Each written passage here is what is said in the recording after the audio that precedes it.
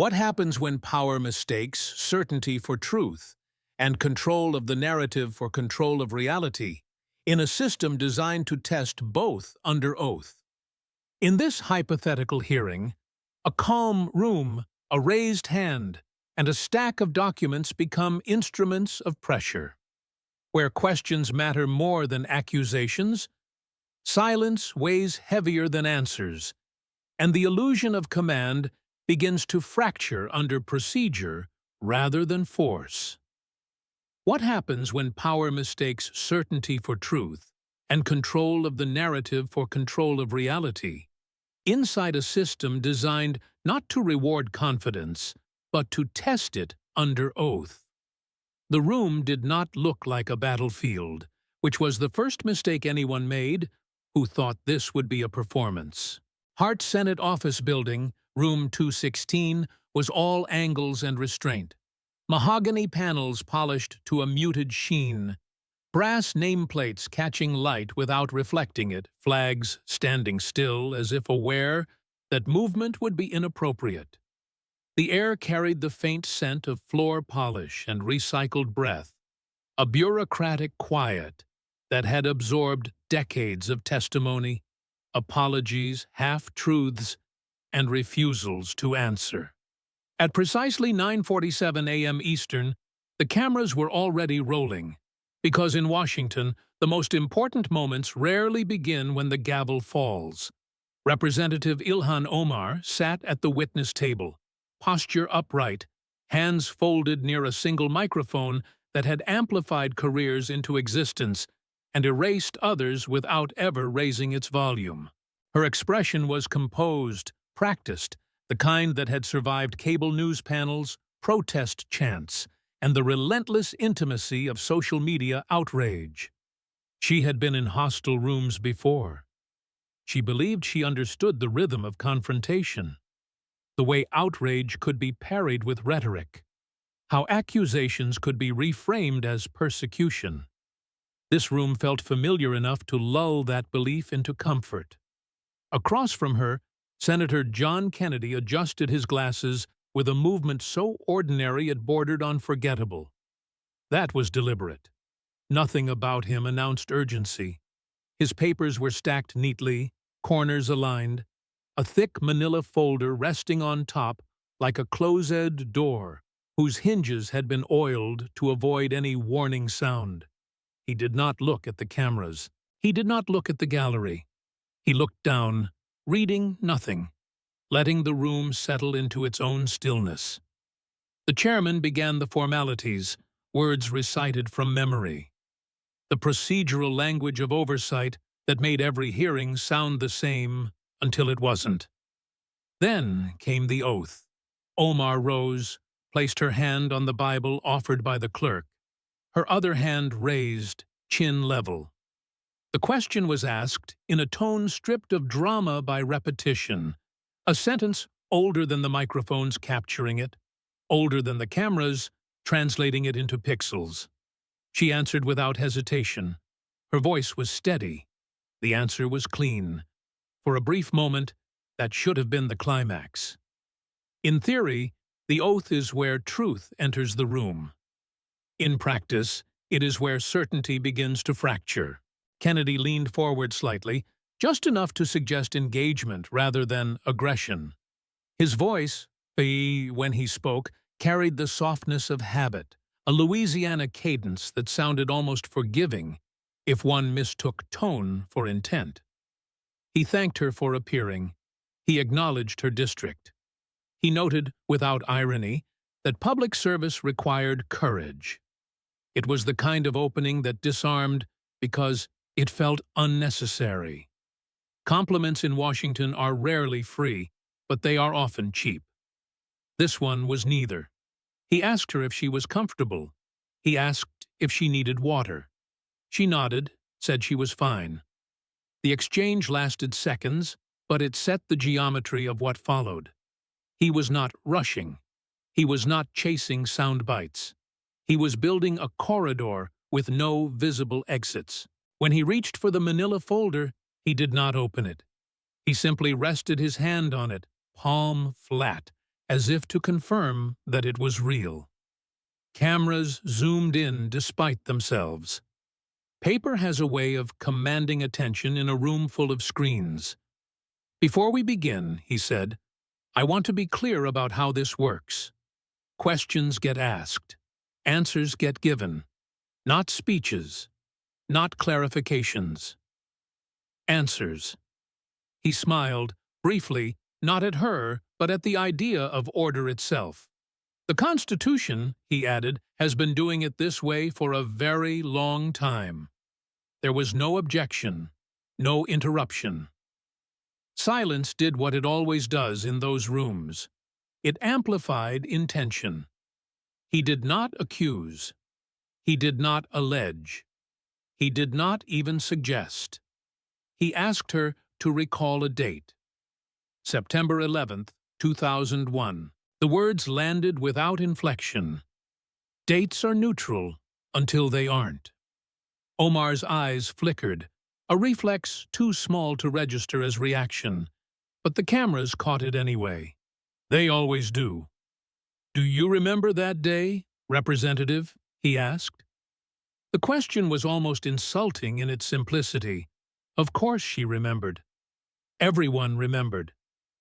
Memory, however, was not the point. Framing was. She began to answer, but he did not interrupt. He waited. He let her speak about shock, about grief, about the atmosphere of fear that followed. He nodded at the appropriate moments, the way a juror might nod when a witness is allowed to talk themselves into a corner without assistance. Then he opened the folder. The sound was quiet, the soft rasp of paper on paper. But in the room, it felt like a door closing behind someone who had not noticed it was open. He removed a single page and held it up, not theatrically, just high enough for the cameras to read the seal. A transcript. A speech. A date several years after the one he had just asked her to remember. He read one sentence. He read it slowly. He did not emphasize the words. He did not editorialize. He simply let them exist in the room exactly as they had existed when they were first spoken, stripped of context and defended by it at the same time. Some people did something. He looked up. He did not ask a question yet. He let the sentence sit between them, an object no one else could move. "Can you help me understand what you meant by that?" he finally asked. Omar responded as expected, invoking context, intention, the experience of Muslim Americans after that day. Her voice grew more assured as she spoke, familiarity returning, the rhythm of explanation she had used many times before. She was not wrong about the broader argument. That was not the trap. Kennedy waited until she finished. He did not interrupt. He did not correct. He did not argue. He simply asked whether that sentence, standing on its own, described the murder of nearly 3,000 people with sufficient gravity. Yes or no? The pause that followed was not long, but it felt engineered. Silence does not need to last to be effective. It only needs to be uninterrupted. Somewhere in the gallery, someone shifted in their seat and stopped halfway through the movement, as if aware that even noise would be noticed. Behind Omar, in the first row, sat families whose relationship to that date was not theoretical. They were not part of the questioning. They did not need to be. Their presence was its own exhibit. Kennedy removed another page from the folder. Then another. Names, ages, occupations. He read only a few, not because there were not more, but because precision requires restraint. He did not raise his voice. He did not ask for emotion. He read them as facts.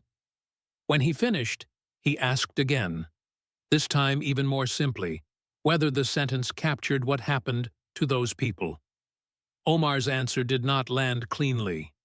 It circled. It qualified. It tried to reconcile competing truths, in a space that had no patience for synthesis. Her attorney leaned toward her, whispered something. She nodded, but the nod came too late. The corridor had already narrowed.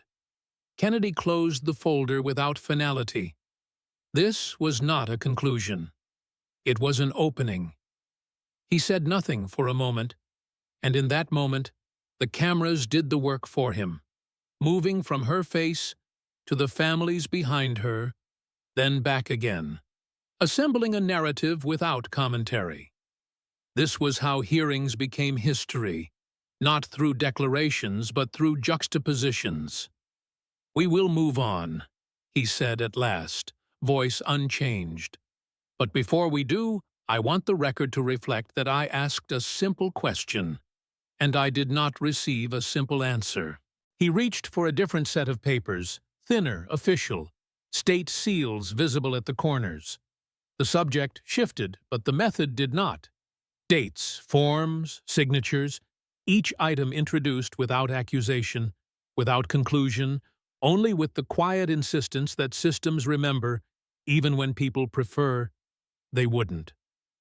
Omar's posture changed almost imperceptibly. Her shoulders drew inward by a fraction. Her hands separated, then folded again. The confidence that had carried her through the opening minutes began to require maintenance. This was no longer about one sentence or one day. It was about whether narrative control could withstand procedural pressure, whether certainty could survive a sequence of questions designed not to prove guilt, but to test coherence. Kennedy did not claim wrongdoing. He did not predict outcomes. He spoke in the language of referrals, reviews, processes that existed independently of his opinion. The most effective pressure, he knew, came not from asserting power, but from reminding witnesses that power had rules. As the first round drew to a close, the room felt heavier than when it had begun. Nothing definitive had been established, no verdict rendered. And yet something had shifted. The hearing had revealed its true nature. This was not a stage. It was a mechanism, and mechanisms, once engaged, do not care who believes they are in control. The shift was subtle enough that only people who had lived inside hearings noticed it. Kennedy did not announce a new topic. He did not flag a transition. He simply changed the texture of the paper in his hands. Thinner stock, official seals, forms designed to be filled out once and remembered forever. The kind of documents that do not care about intent, only consistency. He asked when she arrived in the United States. The question was administrative, almost gentle. She answered without difficulty. Year, city, refugee status. The familiar arc of arrival, survival, gratitude.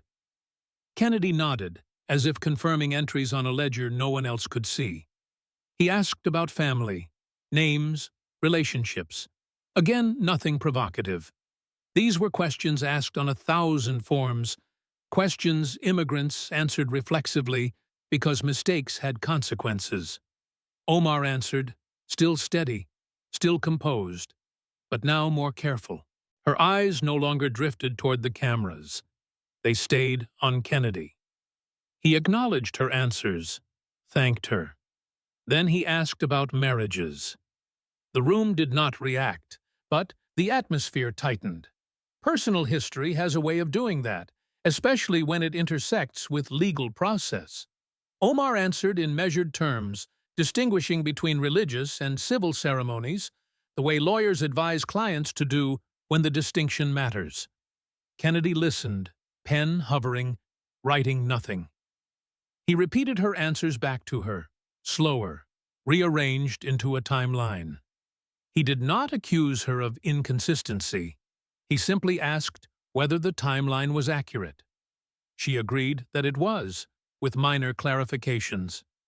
He accepted them.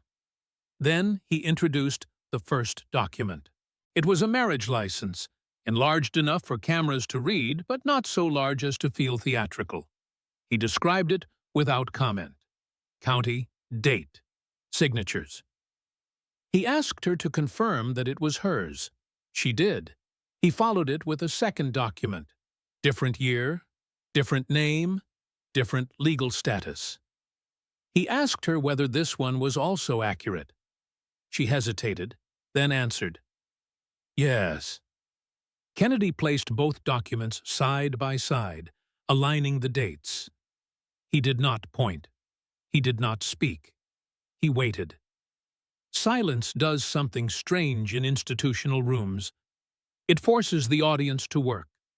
Jurors do it instinctively. Viewers at home do it without realizing they are being invited to participate. He broke the silence by asking a question so narrow it felt surgical. "Could you explain how both of these statements are true at the same time?" Omar began to answer, invoking cultural practices, the complexities of immigrant life, misunderstandings fueled by rumor. Her lawyer leaned forward again, whispering. She nodded, then continued. Kennedy did not interrupt. He allowed her to build the explanation fully, to commit to it. When she finished, he thanked her. Then he produced a third document. This one was not a certificate. It was a form, an immigration application, the kind that requires initials on every page, affirmations under penalty of perjury. He identified it as such. He asked whether she recognized it. She did. He asked who had filled it out. She said, an attorney. He asked whose responsibility it was to ensure accuracy. She acknowledged that it was ultimately hers. Kennedy read a single line from the form. A relationship designation. Brother. Husband. The words were ordinary. The implication was not. He did not ask whether the designation was true. He asked whether it appeared on the form. She conceded that it did. At this point, the lawyer stood. Objection. Speculation. Relevance. The chairman overruled without looking up. The hearing was no longer about what could be proven in that room. It was about what would need to be examined elsewhere. Kennedy's tone softened. This was the dangerous part. He said he understood how confusing paperwork could be, especially across languages and legal systems. He said mistakes happened. He said the system allowed for clarification. Then he asked a question designed to sound like an exit. If there is nothing to clarify, he said, then the simplest way to resolve the confusion would be to remove doubt entirely. He reached under the desk and produced a small white box. Medical. Unremarkable. He held it up just long enough for the cameras to register the brand, then set it on the table between them. A DNA test kit. The room changed, not audibly, but physically. Shoulders shifted. A reporter in the gallery stopped typing. Omar's lawyer froze, mouth half open, then shook his head slowly, emphatically. Kennedy did not touch the box again. He did not push it toward her. He explained what it was and what it would do in neutral terms. 2 swabs. Comparison. Resolution. No more speculation. No more hearings on this point. 48 hours and the question disappears. He paused. Then he asked whether she would take it. This was not a legal demand. It was not enforceable in that moment. It was ethical, narrative, televised. It was a question designed to collapse complexity into a choice.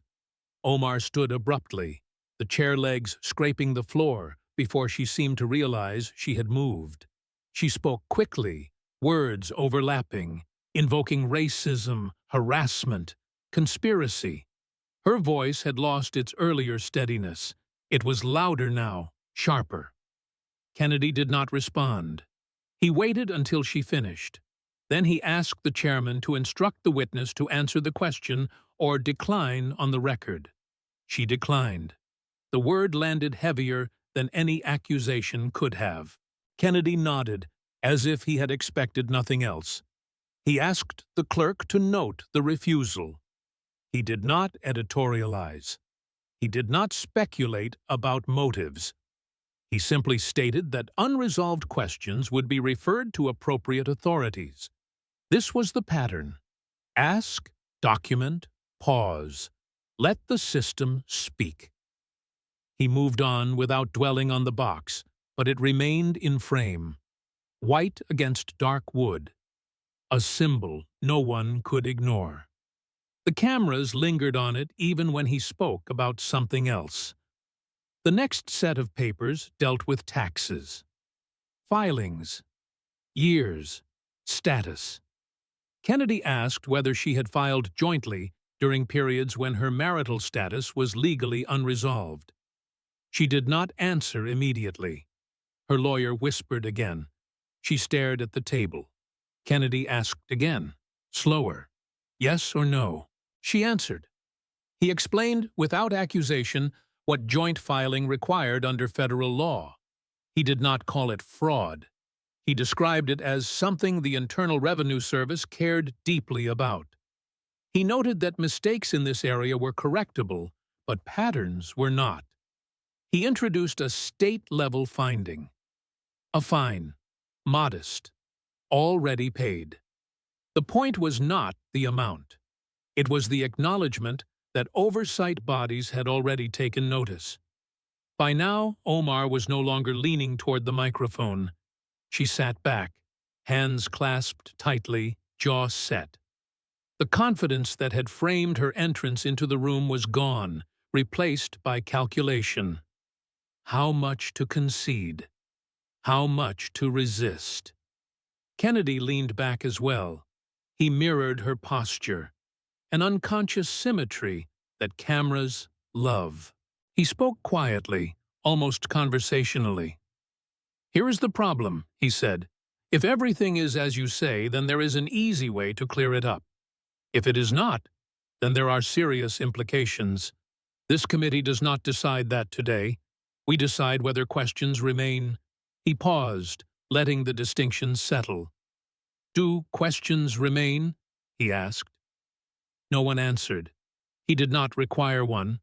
He gathered the papers neatly, stacking them with care. The box remained untouched. "We will let the system do what it is designed to do," he said. Then he signaled the transition not with words but with movement, sliding the next folder forward. This one was thicker, heavier, campaign finance. Omar looked up sharply. This was familiar territory. She had fought here before. She straightened slightly, muscle memory returning. Kennedy acknowledged her record of electoral success. He complimented her fundraising prowess. He noted that competitive campaigns required professional assistance. He named the firm her campaign had paid. E Street Group. He asked who owned it. She answered. He asked when payments began. She answered. He displayed a chart on the screen behind him. Payments plotted against dates. The line trended upward. He asked about the nature of the services provided. She answered in generalities. Strategy, communications, outreach. Kennedy nodded, then displayed another chart. Industry averages. Typical consulting fees. The contrast was stark but unspoken. He asked whether she had a personal relationship with the firm's principal during the period in question. Her lawyer stood again. Objection. The chairman overruled again. Relevance established. She hesitated. Then she answered, yes. Kennedy did not react. He did not smile. He did not look pleased.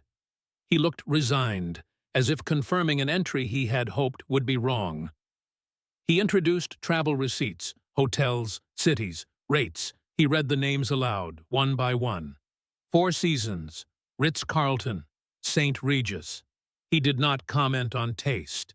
He commented on billing categories, strategy session, donor outreach, consulting meeting.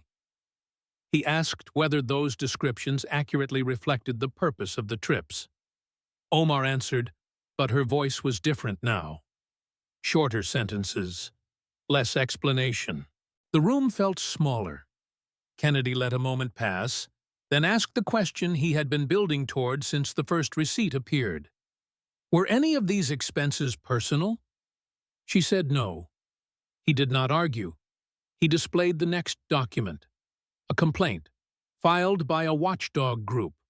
Allegations, not conclusions. He read from it without endorsement. He closed the folder. This committee, he said, does not determine guilt. It determines whether oversight is necessary. Based on what I have seen, oversight is necessary. He paused. We will continue after a brief recess. The gavel fell, not as an ending, but as a breath. The cameras cut to commercial, but the box on the table remained in frame. And in living rooms across the country, the question was no longer what had been alleged. It was what would happen next. When the committee reconvened, the room felt altered, as if the air itself had been handled too much during the break. The white box was gone, removed without comment, but its absence lingered like a bruise after pressure is released. Papers had been rearranged. New folders now occupied the space in front of Kennedy, darker, thicker, their tabs marked in neat block letters that suggested categorization rather than accusation. Omar returned to her seat with a different gait. The earlier confidence had not vanished so much as it had been compressed, forced inward. She adjusted the microphone, then stopped, as if reconsidering whether touching anything at all was wise. Her lawyer leaned close, whispered rapidly, then retreated. Kennedy watched without expression, hands folded, waiting. He began again not with money or law, but with words. He said he wanted to talk about language, about how words echo beyond intention, about how elected officials do not get to choose the audience for their statements once they are made. He noted that social media had blurred the line between personal expression and official record, but that the line still existed in law and in consequence. He asked whether she recognized a tweet displayed on the screen behind him. She did. He read it slowly, exactly as written, without paraphrase, without quotation marks, letting the phrasing stand naked in the room. He did not explain why it mattered. He did not attach labels. He simply asked whether she had authored it. She said yes. He displayed another, then another. Dates spread across years, a pattern rather than an incident. References to money, influence, allegiance, each one introduced with the same neutral cadence, each one confirmed by her with diminishing elaboration. Kennedy paused and asked whether she believed these statements had been misunderstood. She said they had. He asked by whom. She said critics acting in bad faith. He nodded, as if noting the answer for later, then produced letters. Not tweets, not editorials. Letters, printed on letterhead worn thin by age, one from a civil rights organization, one from a Jewish advocacy group, one handwritten, the ink uneven, the handwriting careful in the way that suggests arthritis and intention. He identified the authors. He read brief excerpts, never the most inflammatory lines, but the ones that described fear, memory, harm. He did not editorialize. He did not argue that the authors were correct. He asked whether she had responded to any of them. She said she had addressed the concerns publicly. He asked whether she had responded privately. She did not answer immediately. He waited. She said no. Kennedy set the letters down as if they were fragile. He said that words do not exist in a vacuum, that history has a way of attaching itself to certain phrases, whether speakers intend it or not. He noted that committees do not decide intent. They observe impact. He asked whether she believed intent mattered more than impact. She said it did. He asked whether victims of rhetoric experienced intent or impact. She hesitated. The room leaned forward with her. He did not press. He let the question hang, unanswered, then moved on. The next shift came without warning. Kennedy picked up a phone, his own, held it briefly, then placed it face down. He explained that public figures curate their lives online, that social media becomes a ledger of priorities, whether one means it to or not. He asked whether she maintained an active social media presence. She said yes. He displayed images, travel, restaurants, resorts, the kind of posts that signal aspiration more than extravagance, but which, when juxtaposed, tell a story about access. He asked about student loan debt, amount, status. She answered. The number sounded large until it was placed next to others.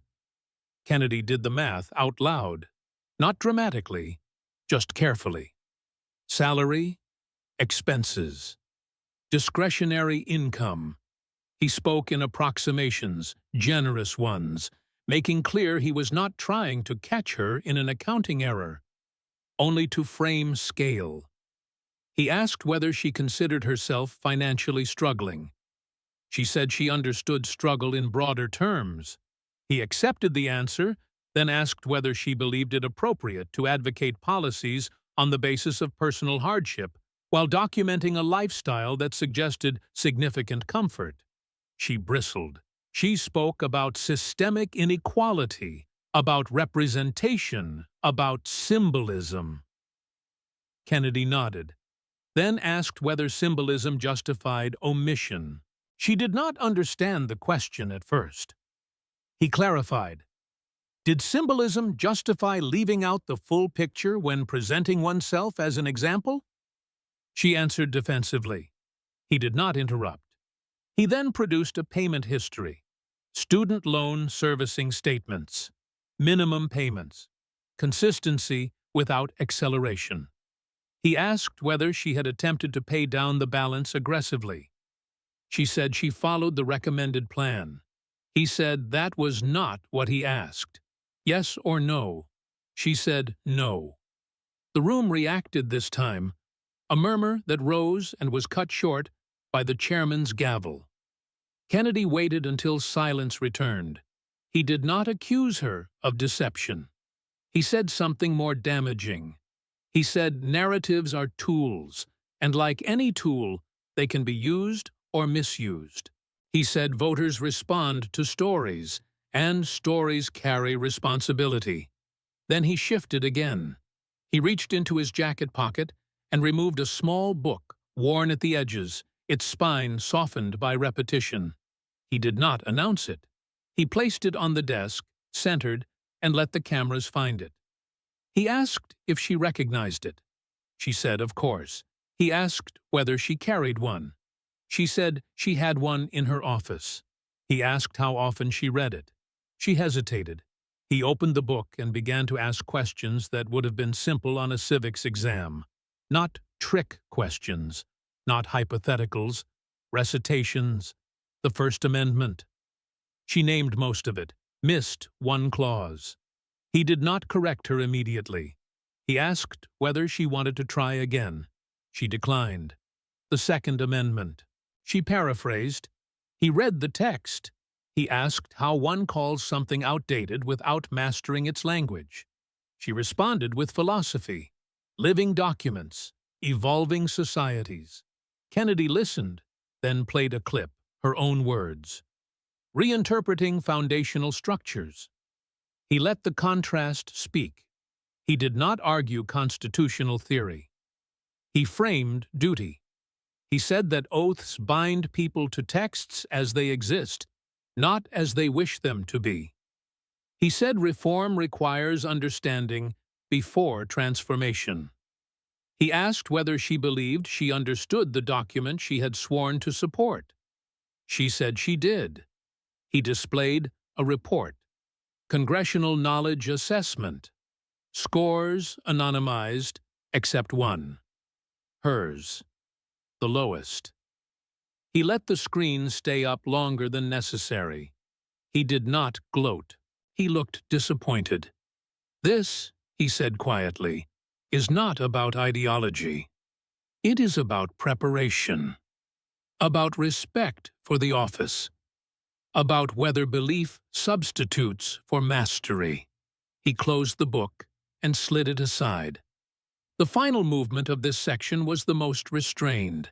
Kennedy asked a question not about policy or law, but about allegiance. Not legally, but morally. He asked who she believed she served when interests conflicted. She answered with a constituency. He asked what happened when constituency, ideology, and self-interest diverged. She said she navigated those tensions thoughtfully. He nodded, then displayed a timeline. Controversies, statements, investigations, media cycles, not conclusions, just recurrence. He traced the pattern with his finger, slowly. Every time pressure mounted, he said, the explanation was persecution. Every time criticism appeared, the response was victimhood.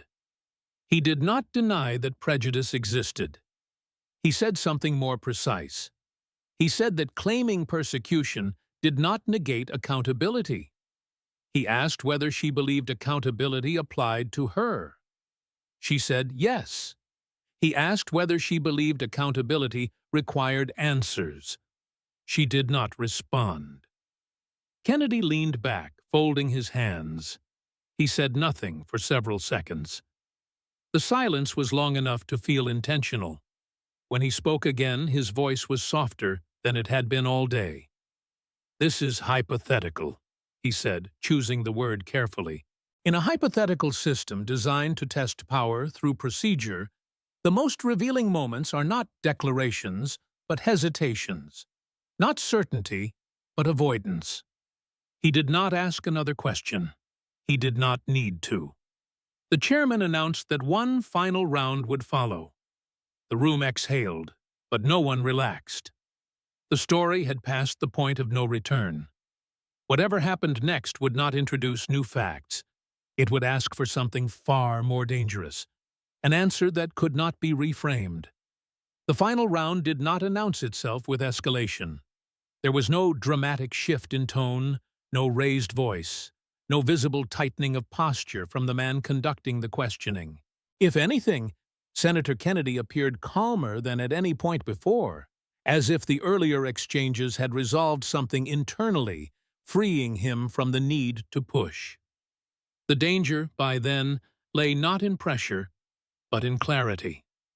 He waited until the room was fully settled, until side conversations had died and papers had stopped rustling. Then he stood, slowly, deliberately, not to loom over the witness, but to change the geometry of attention. When he spoke, it was not to her at first, but to the idea of the hearing itself. He said that oversight was not punishment, that hearings were not trials, that nothing decided in that room would determine guilt or innocence. He emphasized process, the way institutions rely on friction to test integrity. He used the word hypothetical again carefully, anchoring the moment in abstraction rather than verdict. Then he turned to Omar. He asked her whether she believed the law applied equally to everyone. She answered yes, quickly, almost gratefully. This was familiar ground. He asked whether elected officials should be held to a higher standard than private citizens. She said yes again, adding that public trust demanded it. Kennedy nodded, as if agreeing fully, as if these answers confirmed a shared foundation rather than setting a trap. He thanked her for the clarity. Then he asked whether that higher standard included transparency when questions arose. The answer came slower this time, but it came. Yes. He did not challenge it. He accepted it and moved forward. He asked whether transparency sometimes required cooperation with processes that felt uncomfortable. She hesitated, then answered in general terms about fairness and dignity. Kennedy did not object to the framing. He simply repeated the question, narrower. Yes or no? She said yes. The room seemed to understand, before she did, that something had been conceded that could not be retrieved. Kennedy returned to his seat. He picked up no new documents. There would be no new exhibits. Everything he needed was already in the record, assembled not as proof, but as pressure.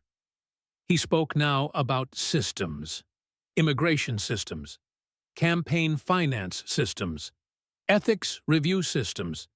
He described them not as weapons, but as filters, designed to remove ambiguity over time. He said that systems do not move quickly, but they move inevitably once engaged. He noted calmly that several such systems had now been engaged: referrals, reviews, requests for information, not conclusions, processes. He said this without satisfaction, without menace. It was simply an observation, the way one might note that gravity applies whether or not one believes in it. Then he asked the question that had been waiting since the oath. Not about policy, not about money, not about language, about loyalty. He framed it carefully, not as accusation, but as inquiry. In a pluralistic society, he said, loyalty is often misunderstood as exclusion. But in constitutional terms, loyalty is functional. It means fidelity to the framework that makes disagreement possible. He asked whether she believed the Constitution was that framework. She said yes. He asked whether she believed that framework deserved preservation even when it constrained her goals. She hesitated, then answered that preservation and reform were not mutually exclusive. Kennedy acknowledged the point, then asked something simpler. When preservation and reform collide, which comes first? The silence stretched. Omar looked at her lawyer, then back at Kennedy. The answer she chose was careful, nuanced, defensible in theory. Kennedy did not argue with it. He did not refute it. He did something more devastating. He translated it. He said that what she described was conditional loyalty. Loyalty to outcomes rather than structures.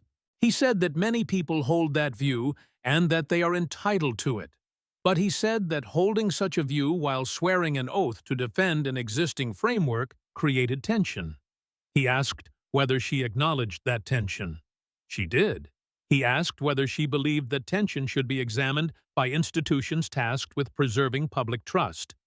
She did not answer. He did not repeat the question. He let the non-answer register.